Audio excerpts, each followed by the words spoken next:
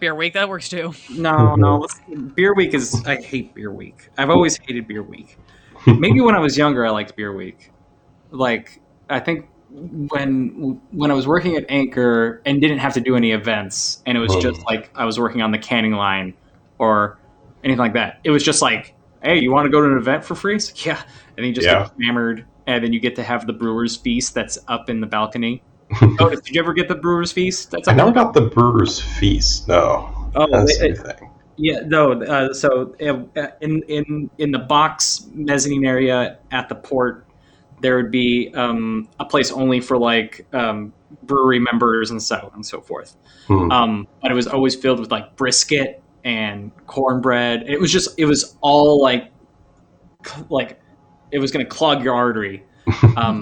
The first time I went up there is when I stopped eating red meat and stopped eating carbs, and it was just like, can't have anything right now. Oh. But then afterwards, when I've got thinner, I was like, yeah, now I can eat this stuff again. Nice. But no, the important thing is, since I still work in food production, that means I was on the priority list for getting COVID vaccine. So I got the first one today. Oh, score. Yeah, it's great because, I don't have any underlying conditions. I'm not at risk, except like my partner's type 1 diabetic and has asthma, but still can't make it on the list. But since I work at a brewery, I'm a frontline force. Let me tell you what. Oh yeah, somebody's got to get us beer. Honestly, I've been busier than ever. Just really prioritizing the people who need it most. The people who keep us with our alcohol. Yep. On that note, I'm also hungover. Anyway, welcome everybody. You may notice that our faces are not moving. Don't worry, don't adjust your TV sets. Because I keep ending up on the moon every time we cast. Oh, I should hit record on Zencaster. Oh yeah, you should probably do that. Done. Did it.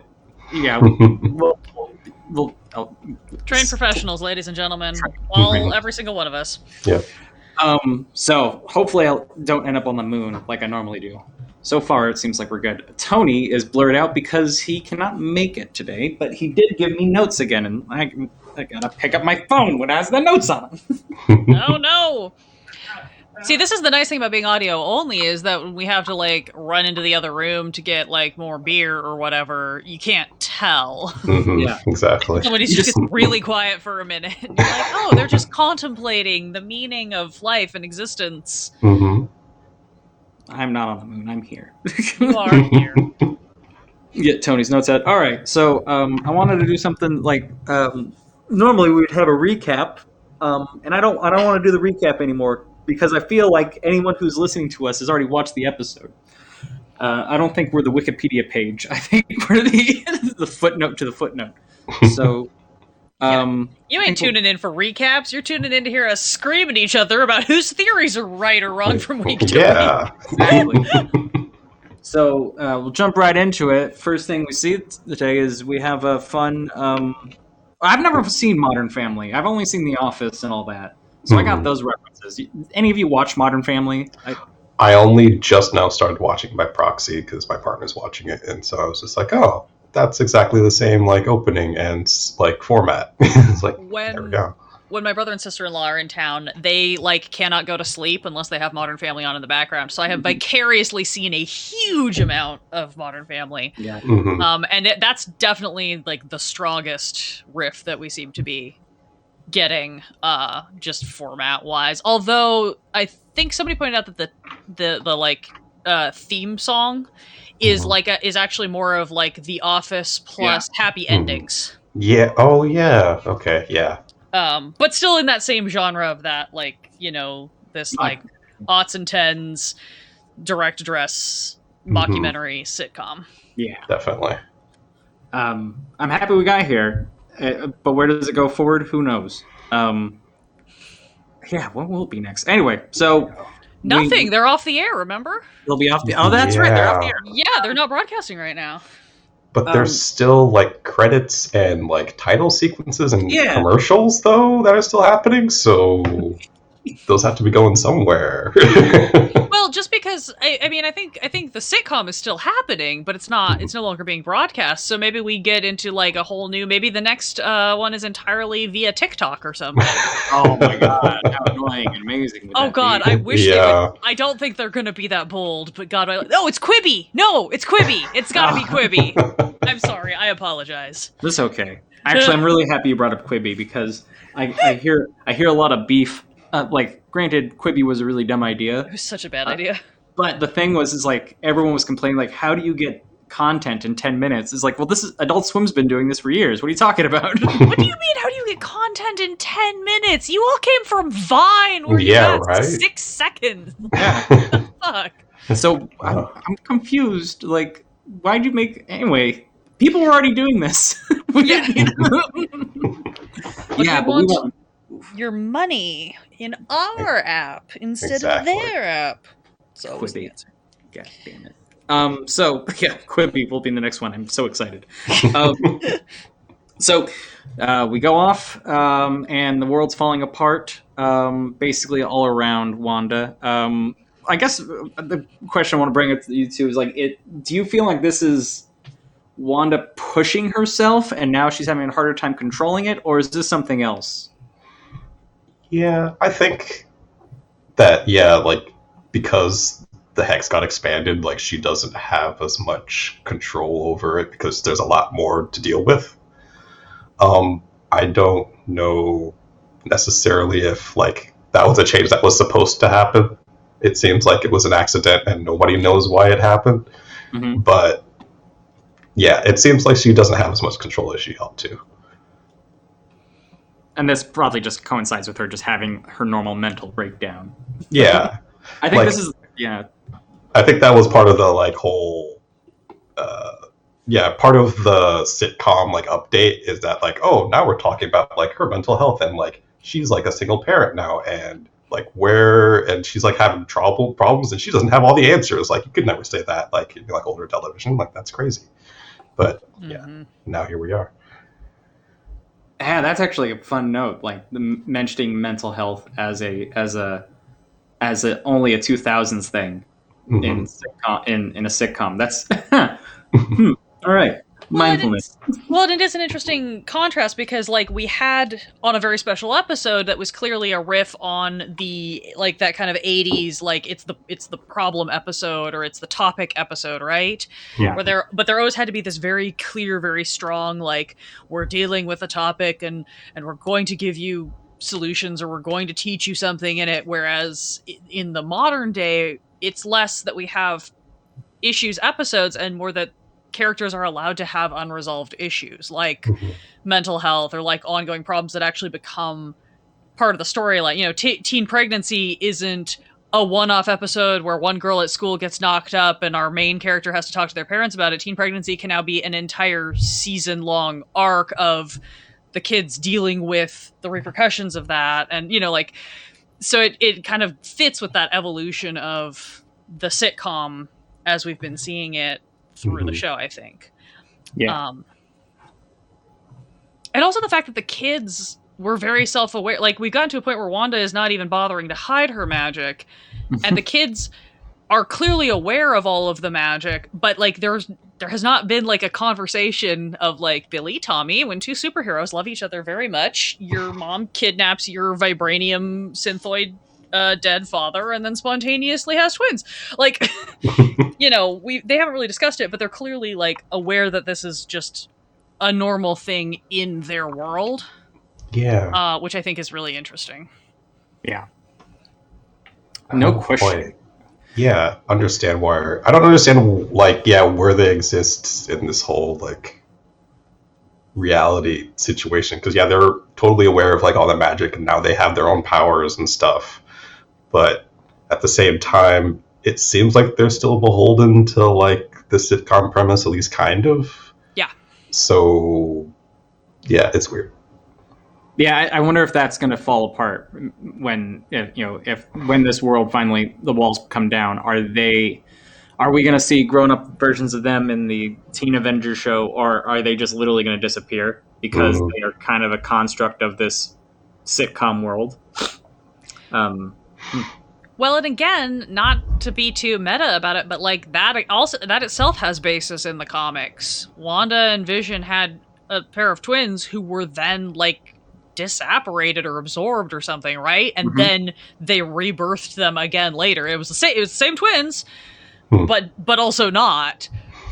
So I think it could be entirely possible that Tommy and Billy are bound to only existing in the world of this sitcom, and that if this world falls apart or is destroyed or other powers at work are playing with it, that maybe they don't actually exist outside of the Hex or even at all, and that's going to be part of what we have to deal with going forward, is that they are also not real. They are also just a function of the story. They're set dressing.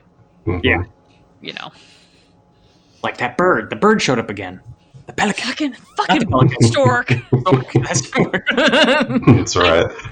I definitely want to. I was telling Luke before you signed in, Otis, that I've been very specifically trying to treat this like a serialized format. I only watched the episode once, before we do the conversation, and I'm not going back and rewatching anything. I won't until we finish the season, because I want to experience it in the old-fashioned sitcom way of, like, you gotta wait a week. Just, because I'm curious to see what that experience is like and how that affects my viewing of the show and its parodies. But the one thing I did make a note for myself on a Post-it to do is, once I do my rewatch, I want to look at this episode, and when all the furniture is flipping out, I want to go back through every episode and see if it's specifically flipping out to previous furniture or not. Because I was like, some of it was familiar, and like the stork came back, and a couple of other little things were like definitely things we'd seen before, but I couldn't quite tell if it was all actually previous stuff or if it was just generally different time eras. I think a few of those things were just era things, because there's a whole room that disappears. Because the twins have a nursery that is actually supposed to be to the right of the couch, but that room doesn't exist in later episodes. Yeah. That's where the fireplace is. Oh, yeah. That's right, because the door is between the front door and the fireplace, the door to the room that was the nursery, and it did it disappear after she threw Geraldine through that? Because that's the wall that she pushes Geraldine through. Is that the point at which it disappeared? No, it doesn't disappear then, because we see. She goes into it in the 80s episode. That's right. Okay. Anyway, interesting. Anyway, we got that. World's breaking apart. The Hex has been expanded. Let's see. Vision wakes up in the circus and hangs out with Darcy. Which I don't. Darcy. That whole bit. I mean, I love the whole military tents and everything turning into a circus outside of town. It's like, that's great. I was trying to remember if that's a reference to anything. Because it was like, why is this just like, it's clever, the circus outside of town. And it's a great thing to do. Like, you turn uniforms into costumes. But I kept thinking, like, does this reference something? This feels familiar. Or does it just look like a Cracker Jack box or something like that? I mean, I'm assuming that it was just a reference to, like, she thinks all the sword agents are clowns. Oh, that's true. Yeah. But it, I mean, it is a very comic book thing. Like, it felt very comic book. So it's entirely possible that it has happened in something. Outside, we are left outside the Hex. I think my biggest bummer disappointment was not seeing a Fantastic Four member. I was getting so pumped, like I was jumping up and down in the couch, just like, oh man, is it going to be Reed Richards? Is it going to be Sue Storm? And it's nobody. It's a nobody. Yep. It's someone who has a past. I looked up their name. They're an original character. So people are making conspiracy theories about Major Goodner, but I don't know. Yeah. I'm sorry. I got really hyped up in my own head that we were going to be introduced to the Fantastic Four, and I was getting all like pumped. Well, I mean, it wasn't an illogical theory. They, given Monica's background, her having connections to Reed Richards or Victor Von Doom would make perfect sense. But it also, I don't know. I guess from a logistics standpoint, like, is that a season 1 spinoff that you set up? Is this where you drop it, or do you save that for later? Especially when we've already got this delightful. I am truly delighted by the way they have dealt with the recast Pietro, even to the point where like Vision is aware of it, and Darcy's aware, and they reference it, and the fact that it's like that's not actually Pietro, and it's like no, let me explain, why she recast Pietro, and Vision's just like I don't know, like so he's like clearly knows it's not, like he doesn't remember anything, and yet he seems to be fully on board with like yeah, no, that's not Pietro. Mm-hmm. And so last episode, I felt like I don't know if you guys jumped on the stream because my conspiracy theories were going off the rails. They've now toned down a bit after this episode, and I'll get into my soapbox later. But I guess I want to hear from you. Do you think I had a theory that Pietro was? Yes, a recast, but it's because it was pulling Pietro from alternate Fox universe Pietro. Mm-hmm. And that this was going to be like, oh, we're going to get our weird multiverse crossover now. This is Pietro in this universe because it's a different universe that Wanda's made. Like, I had a whole idea that she hijacked this town and forced them into an alternate reality. And so when her brother wants to appear, it's that universe's version of her brother, which turns out to be Evan Peters. That was my whole. I was getting so pumped about that. Now I think that's off the rails. I'm still kind of leaning. Like, actually, this episode made me lean that way more because of Monica's whole like walking through the barrier bit, like where she's like pulling all sorts of like parts of herself like together at the end, and then their talk about how the barrier is like rewinding her every time like she crosses it, and so maybe that's like powered Monica from a different universe, like being pulled into her, so that like her powers are also starting to manifest in that same fashion, kind of colliding together. What was it? Oh, Schrodinger's universe. What was the thing? There was a comic book where a guy.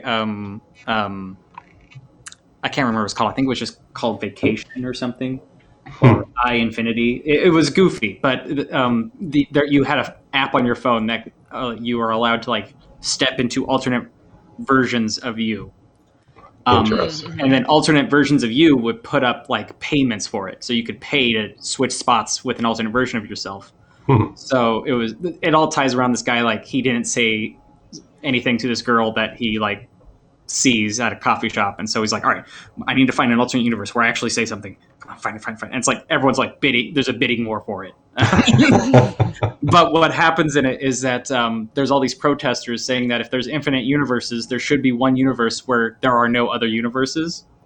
And their whole thing's like, okay, turns out they're half right.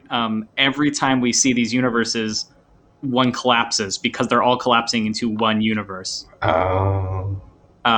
So I think the idea of that like alternate versions of her are melding into one singular person, I think is pretty solid. And maybe that's what's happening with Evan Peters. I don't know. See, I went a totally different route because of without getting too far into it yet, because I know we're saving it, but when we see the big reveal at the end, clearly, I don't think Pietro was at all part of Wanda. I don't think Wanda had anything to do with that, and I think that's why it's the wrong Pietro. Yeah. I think it's because the other thing that is at play is what created him and didn't have the right information, or whatever, and we might get more info about that, but I think it's because it didn't come from Wanda, and so there was no way to get it right. So it was more just, can I pass this off, and can we convince her that like this was just as close as she got? Well, I think we can go ahead and start jumping into it, because this was a pretty action-y episode, so I think let's just go into it. Agatha, Oh, I mean, like, It was Agatha all along. This is my new bop. It's That's so such a bad, good but song. so fucking good. Herb was a victim this entire time. I felt so vindicated. My two greatest moments in this episode where I literally cried when Monica pushed through the thing and was having all of the like flashbacks and everything. I was like, this is it. It's her origin story. We're finally getting it. I want it. I was actually crying. And then when we got to the end, I was like, I win. I was correct. It was always Agatha.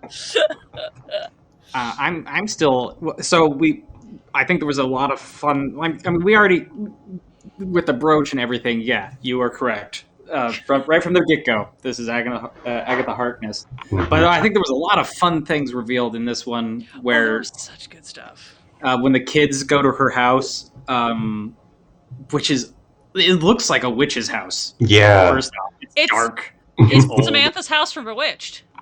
Oh, is it? It is exactly Samantha's house from Bewitched. Oh. We damn. Well, there we go. I mean, it's creepified a little bit. Like they took the like suburban perfectness of Samantha's house and then they made it a little bit eerie in contrast to everything else in Westview. But yeah, it was a very direct nod to that. We get to her house. The two kids when they're there, and I can't remember their names. I just go by the Wiccan because I go by the superhero names. Billy, who is Wiccan, and Tommy, Billy, who is Speed. Yeah. Billy literally cannot hear anything outside in this house and doesn't even hear an inside voice or thought maybe in Agatha. And the whole thing feels so otherworldly, so that when you finally get down to the basement and there's this damn labyrinth room thing with various symbols on doors and what might be the Book of the Dark Bond. What's that book called? That sounds right. So, which is weird, because that's already shown up twice in other Marvel shows. Has it? It showed up in Agents of S.H.I.E.L.D. It has to do with the Ghost Rider storyline. And then I think it shows up one more time in it shows up in Runaways. That's right. So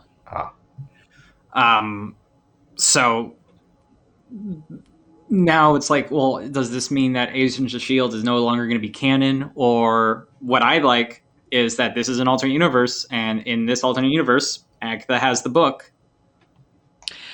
Well, and depending on what the book is, because they've already said that MCU Phase 4 is going to deal with the multiverse, if the book is either the Darkhold or the Necronomicon, both of which canonically Agatha has associations to, I believe, or at least Marvel does, either of those things, particularly I believe the Darkhold would activate like a multiverse, like open a portal to the multiverse.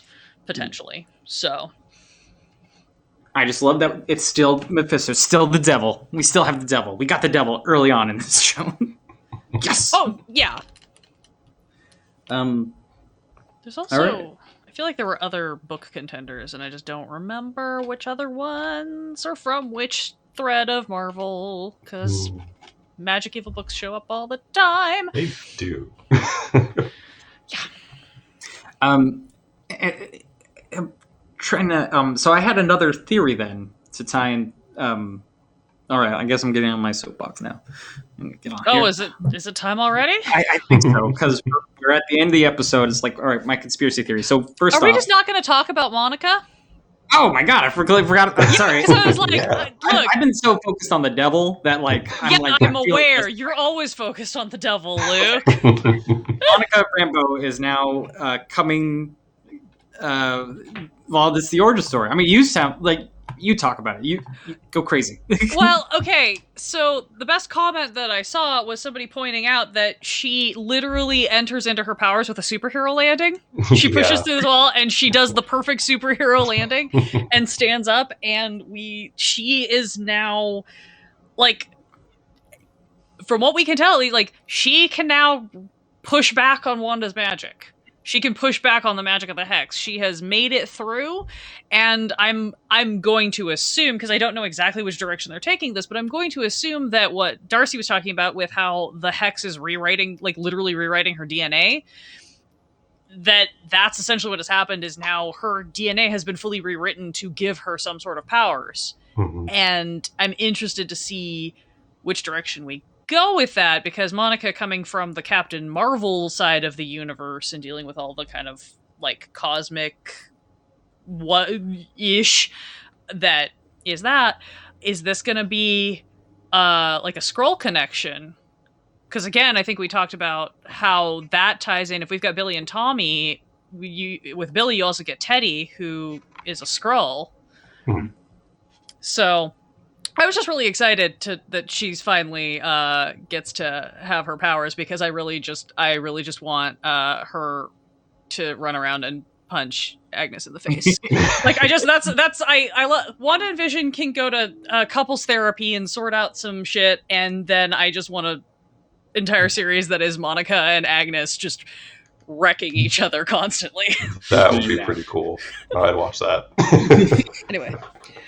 No, I was really excited, because the thing too is Monica's been pushing this whole, like the whole show, she's been like, I can fix, like, we don't have to do this with, it's getting back to that very core superhero thing of like, we don't have to do this as the military. We could do this as like, this is a woman who's grieving, this is a woman who's in trouble, like, just let me go talk to her. Let me try to explain what's going on. Somebody ask her if she's okay. It's a little bit of that. And so then coming in and presenting the challenge of like, okay, go ahead, do it, and then Wanda not, and giving her that moment to be like, see, you're different. This isn't who you have to be. Like, you're creating things. You don't have to destroy. You don't want to destroy. You're trying to create. You created, you brought your husband back to life. You created children. So I'm very excited to see which track this takes Monica down, and how she's going to be able to now use her phenomenal cosmic powers to try to get to the bottom of this. Yeah. So I'm definitely looking forward to that too. I'm wondering if there is still another party at work. I'm not entirely convinced that Agatha is the be all end all of this whole thing. So yeah, we'll see what happens. Spectrum. That's her super. I was like, what is her super name? Spectrum. That's who she becomes. That seems to go in line with the whole her being in many places at once kind of thing through the barrier, and like being able to push through it, because that makes a lot more sense actually. Yeah, and it gives her things like energy absorption and flight. A lot of, again, those like cosmic radiation related superhero skills from from the Marvelverse. So that's gonna be fun. Yeah, she's just gonna keep getting blasted in the chest with energy, and she'll just absorb it and be like, "Okay, well, that's not gonna work." Is that next episode is going to be the impromptu training montage? Gonna have a montage. Just like, well, you have powers. What do you do though? Because like, I think that was the only things. Like, okay, you can float potentially. You land real hard. That's cool. Yeah. I was to say, I don't think we're going to get montage, although it would be super funny if we start broadcasting again and we do get to have the cutaway of Jimmy just watching everything happen and being like, wait, she's got superpowers. Wait, she's the bad guy. What's happening? That would be pretty funny. Poor Jimmy stuck on the outside, like, I can't even help. Is but he, I have though? snacks. So the thing that weirded me out, were there normally like location titles in like the show before? You know how like they had like, it's like, we're at this location. Yeah. Yeah, there was. I think so. I remember that at least the third or some odd episode, because they start typing out like I mean, military base. They only happen outside the hex. We don't ever get them on any locations inside the hex, but I think we've gotten them on the Sword headquarters before. Maybe. Okay. Yeah, that maybe it just had been a while, and that kind of weirded me out. I was like, did they actually make it outside of the hex? Is this just another TV show that's like right outside of the hex now? Because especially since it was ultra widescreen for a while, until like Vision wakes up and then it becomes like 16 by 9 or 10 instead of 9. Yeah. It was just like, I was like, I'm not sure, because we actually see them escape it. They just kind of like cut away from it. So, but it seems like they are actually outside. I think. Yeah. maybe. Well, that is an interesting point, because they definitely haven't they've used them before, I'm pretty sure, but they don't do it every episode. There's definitely at least one episode, I'm gonna forget which one, where they just kept bopping back and forth and they weren't labeling anything. So interesting. What's gonna happen to Darcy? She's going to be stuck forever at that intersection. Yeah, exactly. Waiting for traffic to clear up. Be a bunch of ducks that show up next. The commercial this time around was the Nexus, which Erin made a point that center of the universe, unless you are. Erin made a point last week that every commercial has been an Infinity Stone reference, except for this one. With the very first one we see, it looks like Vision, so we can kind of assume it's the Mind Stone. The next one is Strucker, and it's all about time. It's like, all right, Time Stone, cool. The Hydra Soap is a cube. Tesseract. Yeah, okay. And then the Lagos brand is a bunch of red that gets wiped up, so it's the Reality Stone. Okay. So we had like all these ones except this one. This one is specifically talking about the meeting point of alternate realities, which And I think. Well, I was saying it's episode 7, so we've gotten our 6 Infinity Stones, and now we've gotten the Nexus. Great. Makes now sense. There's more things. Yeah. Well, and also, sorry, go ahead. I was just saying, and also the Nexus in the comics refers to certain individuals who are meeting points for the multiverse. Yeah. And Wanda is one of those. She is a Nexus being. Well, I wonder if that's going to change up, because one of the things I notice when they go down to the fruit salad is you have all these doorways with symbols on them. It's all very like, ooh, maybe this is like how you get into other dimensions, yada yada, blah blah blah. But it's overrun with roots, and I kept seeing that as a Thor reference, as Yggdrasil. And I was like, maybe this is all going to tie back in with Thor again somehow. But anyway, that was my brain made a Thor connection there that may not be important. The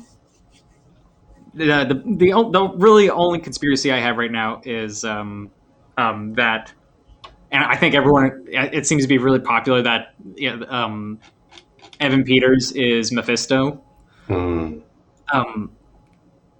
And the only reason I still think that, even though we have this Agatha all along kind of making Pietro materialize, is I think Mephisto's in the driving seat, but this is definitely a Quicksilver body that is in this dimension that they are able to access. Definitely. This is closest one we got. And even the way he said he died in the last episode, he says he was shot for no reason in the street.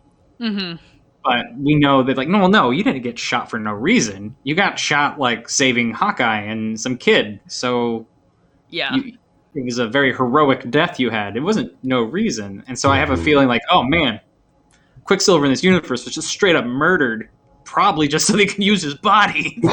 Quite possibly. See, I had a different theory because of the post-roll, the credit post-roll that we got.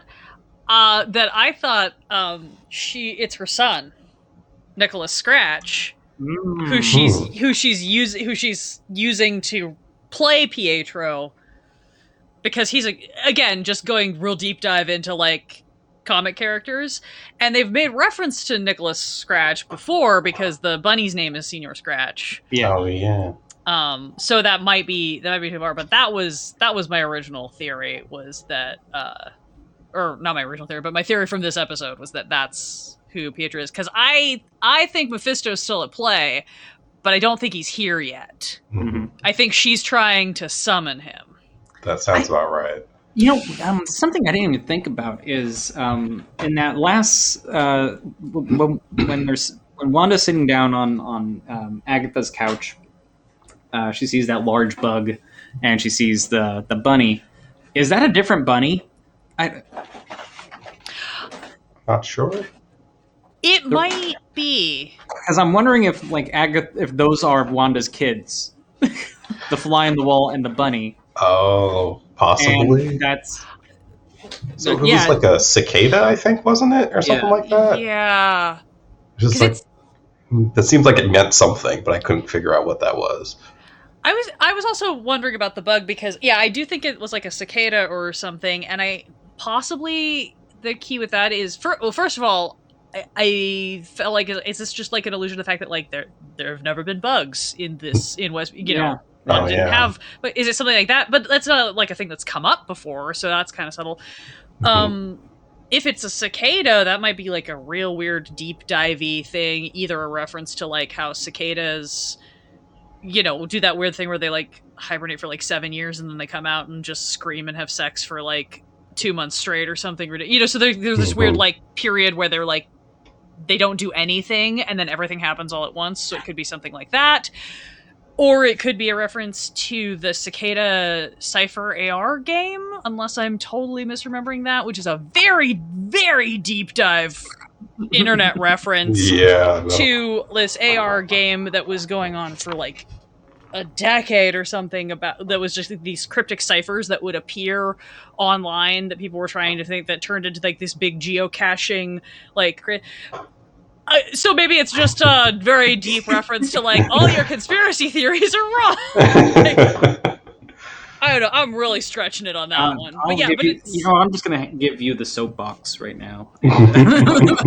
If you've got more conspiracy game, I want to hear it, because I know this has had to like every time we get new information, we have to like refinagle the theories. The thing is, like, I don't have much refinagling. Like the biggest reveal is kind of something we saw coming, was that with Agatha Harkness.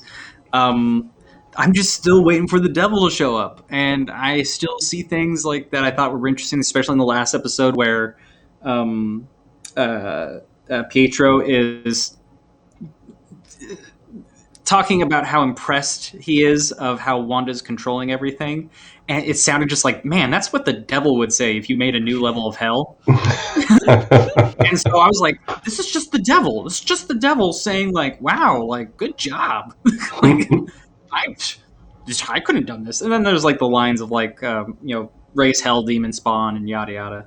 I don't know if and then there was that Kick-Ass reference that I thought was. I think that was fan service. I think that's fan service. Yeah, too. I think so. Like, I know we all want everything to have deeper meaning, but I think some of these things are just fan service at this point. There was, I guess, one of the other conspiracies is that Goodner, or Major Goodner, I can't remember the soldier's name who built the rover. Because she has close ties with Monica's mother. We do see that, like, in Sword, there are people who are still going to be loyal to Monica. Mm-hmm. But since there was a reference to the mother, that soldier might actually be a Skrull. And that's where the loyalty is coming from. Maybe. That would be interesting. I think that would be pretty cool. And you're correct. It's Major Goodner is the character's name. I kept thinking she was Ming-Na, and I was like, wait, no, that's not It her. did look a lot like Ming-Na. Right? Yeah. just every now and again, like, when it changed shots, I was like, wait, no, that can't be her, because, that wouldn't work. I have Tony's notes. This is a segment called Tony's Notes.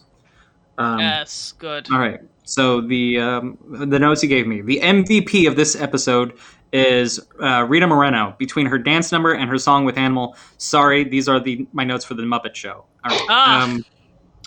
References, obviously, Modern Family, Office style mockumentary, Agatha's Songs of Monsters theme. Yes. Oh, okay. New rule: any character reveal or plot twist must be followed by a song. I concur. Mhm. Tony's predictions for the next 2 episodes. They will be predictions of what sitcoms will be like in the 2020s and the 2030s, referencing tropes that don't even exist yet.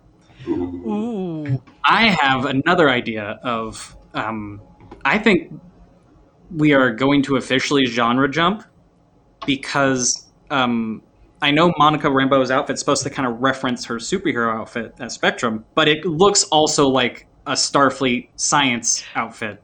Yeah. And It I kept does. saying, it's like, they're going to do a Star Trek episode. This is literally turning into the latest seasons of Legends of Tomorrow. Oh my god. That is actually interesting if we sort of genre flip and we keep the format, but it's now riffing on shows and sitcoms that tried to predict the future. So if we start getting like like the Jetsons? Well, I was thinking because like Star Trek is actually the perfect example of it, like because even like the original one in the 60s was this is what we think the 4000s is gonna be like or whatever, right? So if we start getting some of those kinds of references, that would be super interesting. Or again, because we saw Wanda like having kind of the scatter magic effect happening, where she doesn't seem to maybe be fully in control. Maybe we get something that's almost like just the channel keeps changing, and we just keep jumping in and out of all the different versions that we've seen so far, or a bunch of new versions, where like the storyline is contiguous, but the aesthetic keeps changing, or the style in which it's presented keeps changing. Sounds like a production nightmare, but I want it so bad. There's actually a great... I have it somewhere, because I think I bought 2 copies of it, and one got destroyed, and just had to have it because it was such a great example. It was issue of Madman, and in it, Madman is kind of in a coma, and he gets out of it by traveling in a multiverse inside of his mind. So each panel of the comic book is done in a style of a different illustrator. Yeah. And so it's like, whoa, what if we get out of here by just going through everything until we get to the end, and now we're back outside? That could be a thing. It kind of reminds me of, another, I think it was like a Moon Knight series that was kind of similar, where he was trapped somewhere, and like every illustrator took a shot at like each part of his journey out of this asylum, I think it was. And like, it was kind of nuts. Yeah. Other, just thinking forward, not so much about format, but going back to conspiracy theories, I do still think we're getting set up for the Fantastic Four, because Agatha has specific connections to the Fantastic Four. That was her origination point in the comics. Mm-hmm. She came from Fantastic Four before she was associated to Scarlet Witch. So I still don't think that's totally off base. But I think if anything in this season, we might get a reference to Doom's Corporation or something like that. We're not gonna fully get characters yet. That's my theory. On that note, what I was thinking was that all this aerospace jargon is all red herring for what Sword actually has prepared. Might actually be more tied with the Fantastic Four than it is.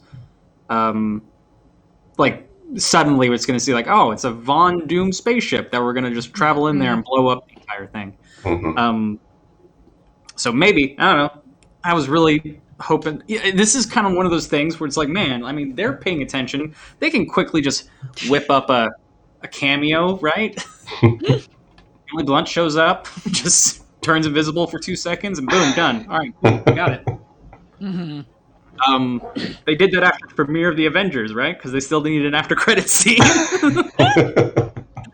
Oh,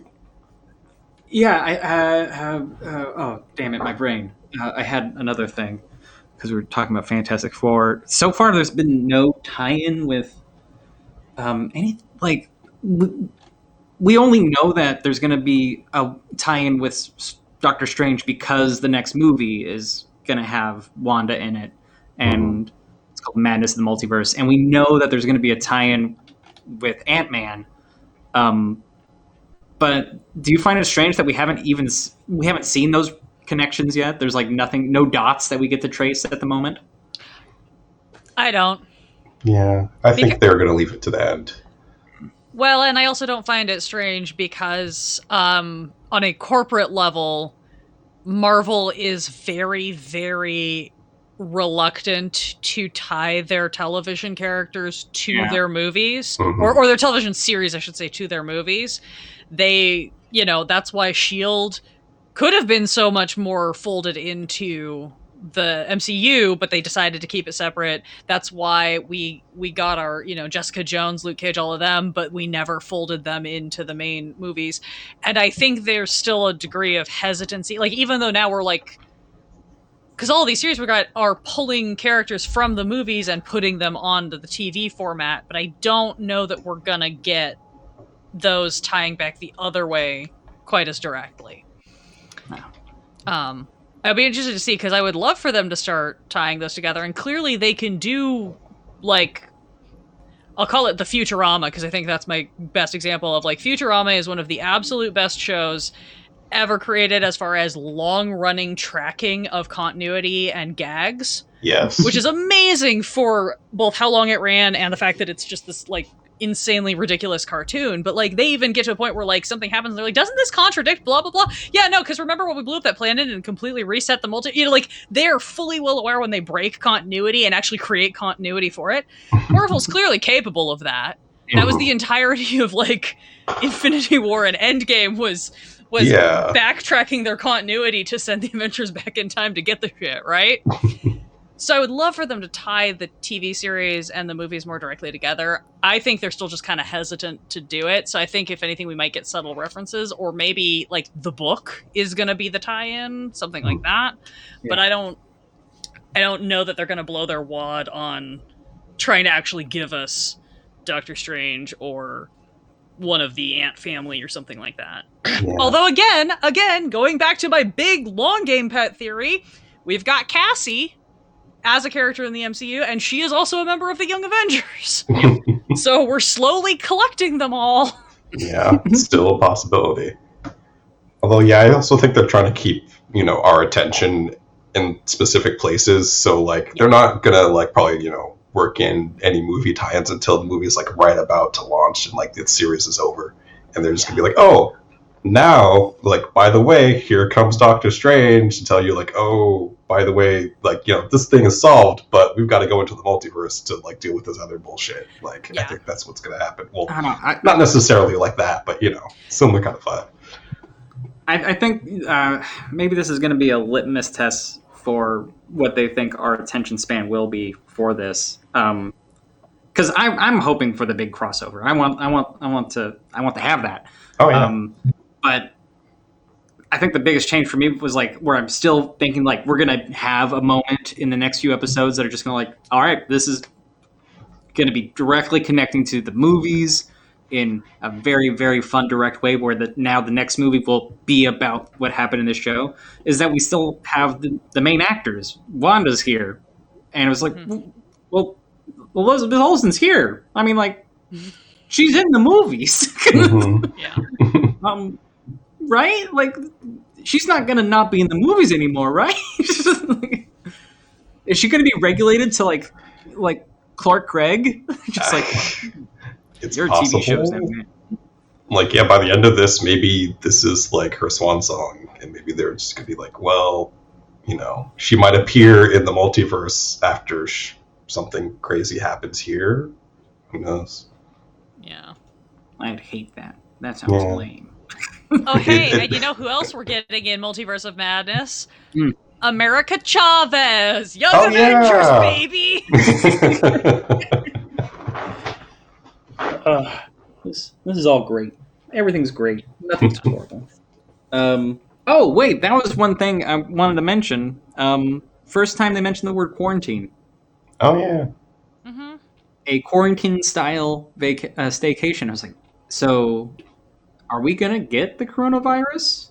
No. In We're going to get MCU? that reference because that's as much as any sitcom in the US did to reference the pandemic. Yeah. Like that's what it was. It was taking the exact amount of acknowledgement that any currently running sitcom did. Mm-hmm.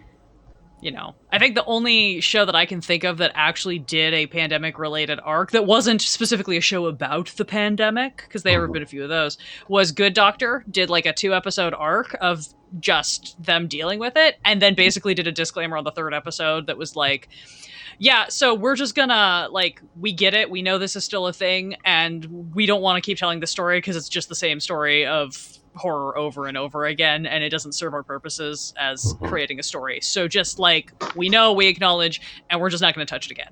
I was like, damn, that's bold. That's, you know... But at least you acknowledged it. Yeah. That is so funny because it's like, I'm trying to think like, all right, well, what is openly talking about the pandemic but in a form of entertainment? I was like, oh wait, the WWE. Mm-hmm. Like the entire audience is just a giant Zoom call, and that you can log on to and have your face plastered in the big screen of audiences. But they even have a promo where COVID-19. No, it wasn't. It was 2020. The year 2020 shows up as a bad guy, as a heel, and then one of the wrestlers beats him up, and then they tag in 2021 shows up and does a pile drive and defeats 2020. And just what is happening? This is great job, wrestling. Openly, you're bringing the conversation to the forefront. Yep, as it should be.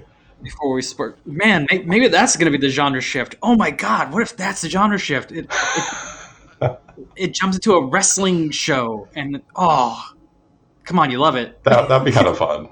I'd watch it. The old costumes come back. It's not going to happen, but it would be a fascinating choice. Again, just in that level of like, I want them to do something completely wild, and so something like that, or again, like the Quibi format, the genre hopping format, anything like. I just want them to do something that is completely bananas because they've already. Like, look, people are sticking with it, even though everybody apparently hated the first 2 episodes. Should have started with episode 4. I'm like, no, you've forgotten how to watch TV. That's my soapbox. Is you all have forgotten how to watch television.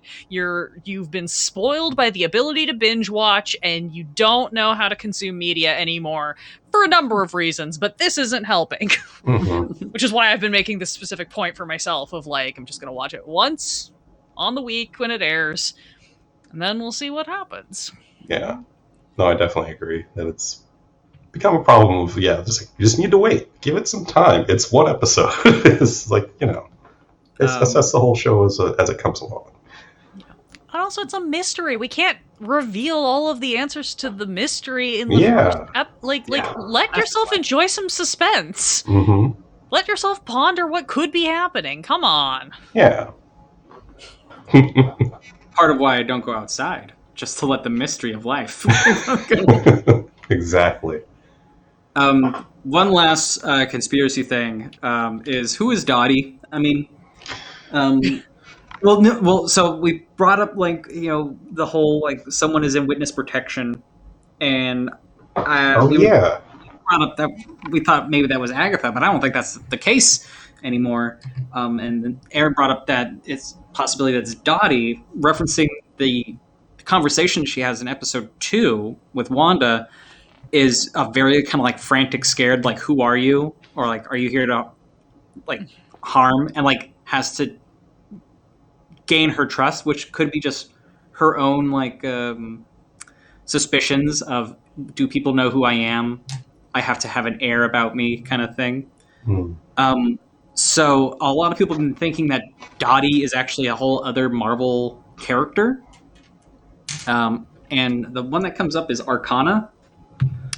Interesting. What's her name? Arcana Jones. Sorceress, which is, would be fun if that comes up. Yeah. That would be real interesting, mostly because that would be such a divergence from the 616 universe that we've been pulling most of these characters from, because Arcana is from 712? Yeah. I had to look it up to double check, but yeah, Oh, so man. that would be a strong, like, again, if we're doing multiverse theory, then yeah, maybe it's part of a setup for that, but that would be real interesting, because that character's got, like, almost no connections to any of the MCU characters we've got. Oh man, I'm looking up a thing, and I did not even realize this, but Dottie's last name is Jones. Oh. Yeah. It's like, what? And so it's Arcana Jones is the name of the character. What's her husband's name in the show? Ralph. No, that's Agatha. Oh, Agatha's. So, that's right. no, her husband it's not Philip. I was hoping it was Philip. It's not Philip. That would have been perfect. Yeah, we're trying to figure out his name though. Wait, no, it is. It's Phil. It's It Phil? is Phil? Oh my god! Okay. So she could be Arcana Jones, or they could have just pulled these names as a deep dive reference. And that really is always the question on these things that is fascinating. Is it a setup, or is it just a reference for the people who are this level of nerd? Interesting. I mean, I don't know. I think that's our third party shows up. Is just last minute Agatha's doing things, and then who exposes their identity? Dottie shows up. Again, I like it, but also I would hate for her to show up as the Deus Ex Machina when we've already got Monica. Like, that would be some fucked up shit to just have it turn into a witch punching party. Yeah. We don't need another hero in the mix right now, or another new hero in the mix right now. But it's super interesting. Mm-hmm. I mean, she could be another villain. Maybe they're teaming up for some reason. I'm having more of a like, if Agatha is this, magic lady who's got an evil plot, what if Dottie is the, like, because I always thought it was weird that, like, Wanda had to gain her acceptance in episode 2. Like, it was kind of like, this is how to fit in. And it's like, wait, what if Dottie is something crazier, like, almost like in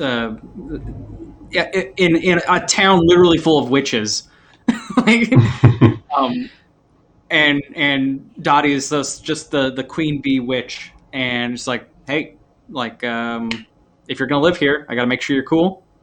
See, and now like, this is sounding like our Pathfinder map, because there's an entire country in Pathfinder that is just witches. Cool. Well,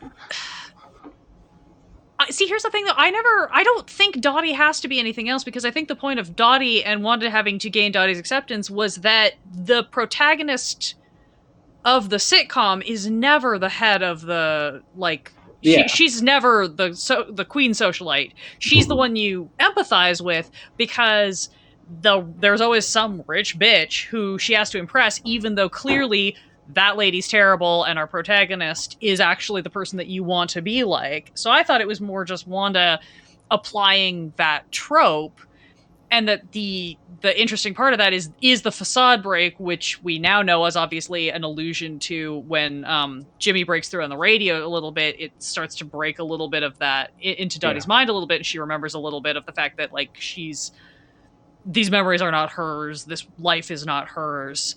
And so it was more of that. I don't know. Now I'm getting all like, ooh.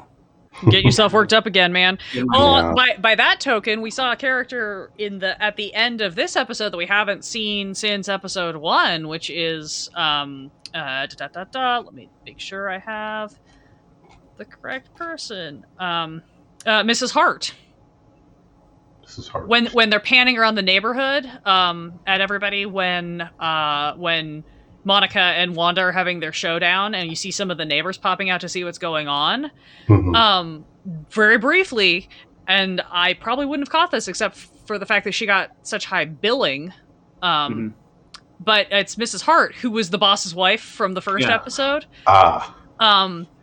We haven't seen her since then, but she's still in the neighborhood too, whereas we haven't seen Herb in a couple of episodes. Just yeah. a victim. I think not since the Halloween episode was the last. Yeah, or we haven't seen him as prominently. So. Yeah. But yeah, we haven't seen Phil in a couple of. We saw Herb last episode. We haven't really seen Phil in a couple of episodes. Was that Norm in the commercial? Or was he? No, it's a different actor. Okay. Yeah. It's the commercial actors, the main man and woman in the commercials, same man and woman every time. Okay. And the kids are the same as well. Yeah. Okay. Sorry, I'm on this whole Dottie Jones, Phil Jones. Oh man. Yeah. I think it's a fan service reference. I'll go on record and be proven wrong. I think it's a fan service to throw off the deep nerds. Yeah, I think so too. Because it's interesting, but again, like Moonstone, that's such a fucking. Who wants to pull Zatanna as your B-list added to your TV show? Like, why would you pull in Squadron Supreme? Why would they be? I don't know. They've got better properties. They've got the X-Men back. They've got the Fantastic Four back. We don't need to be doing Squadron Supreme. You know who I really want a TV show about? Inertia. They've just never been given their due. Whatever. I think it's great. I'm giving you this one. You need a conspiracy to latch onto. You roll with it. I'm going on record now that I don't think it's a thing. And I will happily be wrong later. Man, what if every character is a witch in this show? Like, what if Miss Hart turns out to be a witch? Man, this is getting crazy. You just want this to become a Ken Russell movie. We passed that era is the problem. Yeah, I do want this to be a Ken Russell film really badly. But there's not enough nuns in it. And it's on Disney Plus, so... Yeah. Ken Russell's the... Ken Russell does the witches of like... Angelica Houston shows up and like. Well, I was going to say, a new Ken Russell film for Disney Plus. It's the live-action redo of The Black Cauldron. Yeah, and no one's happy because everything's just awful. Yeah, no thanks. I love it. I don't know. Or Ken Russell presents Darker the Moon, the musical. Well, because here's the thing. I would absolutely watch Ken Russell's take on The Black Cauldron, but not if it was produced by Disney, because they wouldn't let him do anything. That's the key. Welcome to the Ken Russell Appreciation Show. Yeah, well, that was a broad left turn.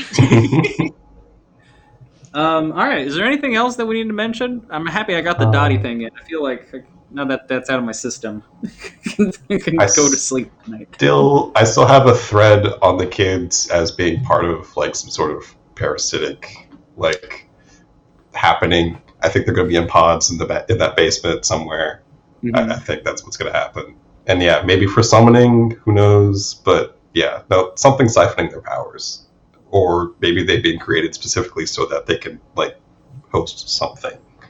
That's my main theory. For the children. For the children. For the children. For the children. Man. The thing, I think, again, while I think there's going to be, why I'm hoping for like a weird left turn with Dottie, and especially the hex that surrounds this town, Wanda took control of it, it almost feels like, rather than she had control of it from the get-go. Like after the drone, looks like Wanda like literally seizes control of the town. Mm-hmm. So I think there's still like an idea of that maybe there's a whole other there's a third element still in all of this. And the reason I'm thinking that there still might be a weird left turn in this next two episodes is because we literally had a left turn. We like the big Agatha reveal is like, oh, she's been doing everything. What is she even controlling at the talent show?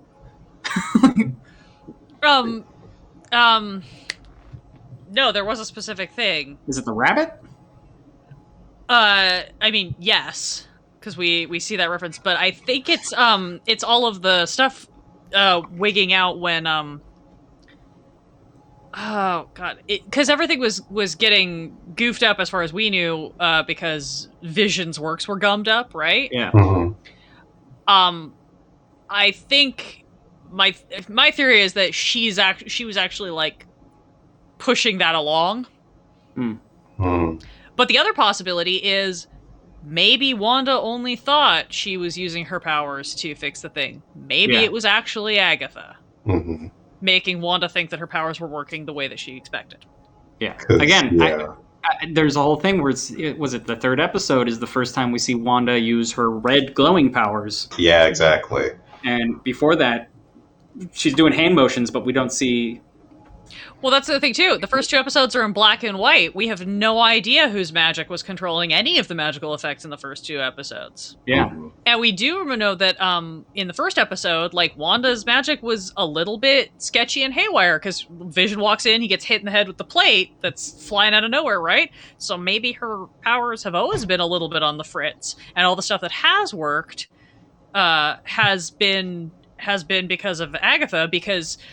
like the whole like dinner setup and everything, whatever, is just everything goes wrong, right? And we're like, ha ha ha, sitcom setup. But also, knowing now what we know, maybe it's because the only time the magic kind of works the way it's supposed to is when Agatha manipulates it. It was Agatha all along. Yeah. Agatha all along.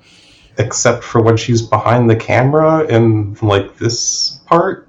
Because when, like, Wanda, breaks to the camera, like, when she's doing her little, like, interview segment, like, and the, whoever's behind the camera says, like, don't you think this is what you deserve? But that was a male voice. It was not. It was not? It was Catherine Hahn, pitch shift. Really? Yeah, it is. Wow. It is canonically Agatha behind the camera, changing her voice and probably presenting as something else to Wanda. Yeah, that's what I was like, okay, so she might be, like, entirely disguising herself, and then, like, that little... The other thing, too, that, like, was a recurring gesture in the new theme song, in Agatha's theme song, is her constantly, like, turning back to the camera and doing the, like, shh finger. Yeah.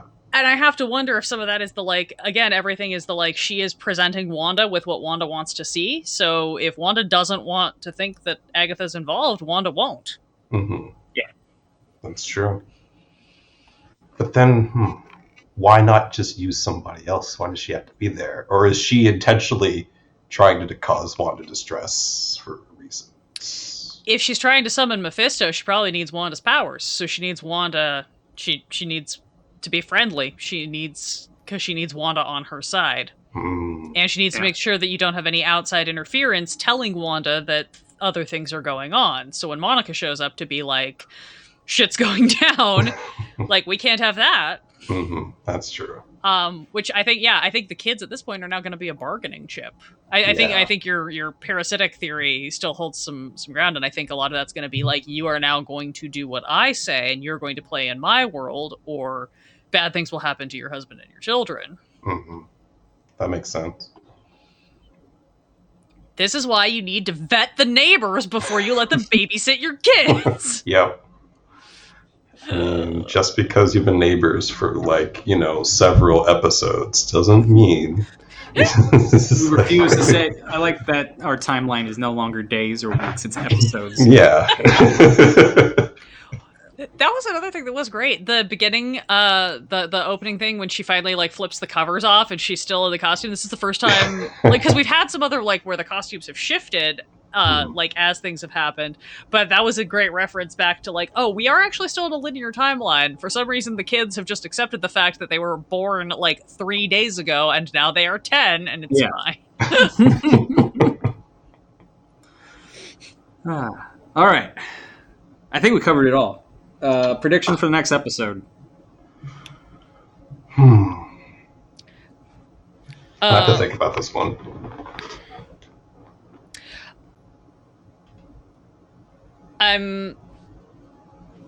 I think...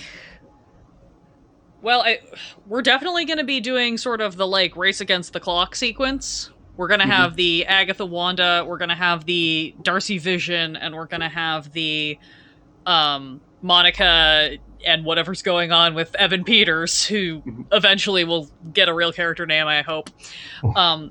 So I think and then maybe we're gonna get some of Jimmy trying to keep Sword from mucking shit up. Yeah. So I feel like we're gonna have, the race against the clock for all of the points to reconverge. It feels like we're almost gonna get, like, I don't know, like 24, which is not the correct era sequentially, but kind of that, like, we're jumping between the different plots, tracking them all to some convergence point. Mm-hmm.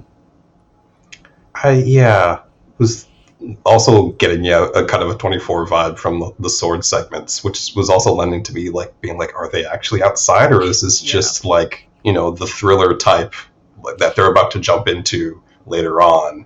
Like maybe when the walls come down, this is our new show.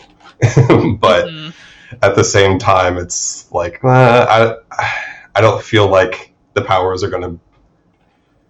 If the powers were going to involve the entire planet, then we're going to get other players involved, and that's going to be too complex for this whole business. So I think it's going to stay relatively localized until like maybe the final moment. But I do think that, we might get a genre shift. I think is entirely possible, assuming that we're staying in the same, like, if we're staying with the whole television thing, period, or if this is going to be our final television spot now that we're effectively caught up. It seems like I can't figure out where they might go from here. So I feel like this has to be like the stuff where this is where it's about to get real, or I don't know. I'm gonna go ahead and still put my money on the channel flip. The magic is all wigging out. We've got multiple people with powers running around because we've got 2 magic users and somebody whose power is entirely based on energy, which can fritz the system potentially. So I think we're going to be getting the sort of like the genre keeps switching. It's definitely a possibility. I think we're going to get another big bad reveal. We're going to find out a third person next episode, whether that's the devil that they're going to try to bring up, or Dottie just exposes herself and it's like, boom, you don't know what's going on, Wanda, and I'm going to tell you. Player 3 has entered the game. I don't think we're going to get a genre shift. I think we might be stuck in this, but I think we're not. It's not going to be so much that we're going to see a progression in sitcoms, more that we're going to see the TV world fall apart. Houses are going to blip into different seasons or different years and decades. I think we're just going to see the world fall apart around it. I don't think we're going to see a genre shift. Though, I think fucking Monica Rambeau's outfit looks so much like a Star Trek science officer. That's like, it had me there for a second. It's like, wait a minute, come on. Yeah. So I don't know. That's my theory anyway, is that we're going to get the reveal of the actual big bad and the master plan. And then they're going to win. And then the following episode will be the switch. I don't know. Something like that. All right. Thank you all of no one who tuned in. This is great. I'm right on my way to get affiliate. So it'll be better next week when we're back to video, but with a functional computer that can handle this level of processing. I'll get my stuff set up. We'll route it through mine. It'll be fine. That's all good. I just look forward to just talking to you two. So I mean, that's what I'm here for. Not Tony. Since he's not Tony. No. Tony's an ultimate nemesis. So that means I'm still the cute one this week. Thank you for tuning in to MURS. You can find me at Questing Luke at most things, at Questing_Luke on Twitter, where I think I'm just going to put what I have for lunch every day, because I still don't know what to do with it. And then Questing Group is our Discord, so check that out. Alandra, do you have anything to plug? You can find me on every social media site at Lady Bedivere, with the exception of TikTok, where I am at Mulady Bedivere. That's M before the lady, because somebody else had the username. You'll next be able to catch me on Tuesday playing TTRPGs at Torpid Network on Twitch. And Feyhd, what about you? Yeah, I'm Feyhd. I'm at Mugs Mahandra on Twitter. It's MAJANDHRA. Sometimes I make music and tweet about games and stuff because it's fun. Tony would be at Tony Caramelli, at Tony.Caramelli on Instagram, and the Horse's Head blog, where he's going through the the National Film Registry. Yes. It's really fun, and if you are looking for good movie recommendations, highly recommend just giving it a quick browse. It's a great way to just find something new you may not have seen before. Yep. So we even plugged Tony. You're welcome. Oh, that sounded off. Tune back in on Wednesdays where me and Erin are doing a fancy game night where we try to aim the camera down at the table and only communicate with our hands. Have a good one. Good night.